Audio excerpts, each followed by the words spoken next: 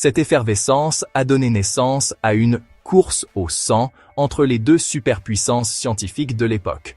En Angleterre, la recherche était centrée sur la Royal Society, qui comptait des esprits brillants comme Robert Boyle et Richard Lower.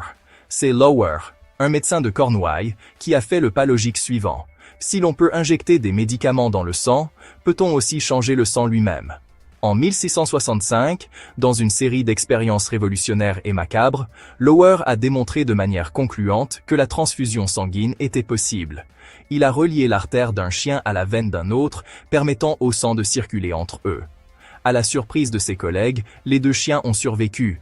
Il a vidé presque tout le sang d'un chien, puis l'a ressuscité en le transfusant avec le sang d'un chien donneur sain. La preuve était irréfutable, la transfusion fonctionnait. La nouvelle du succès de Lower s'est rapidement répandue outre-Manche et a atterri dans les salons parisiens comme un défi.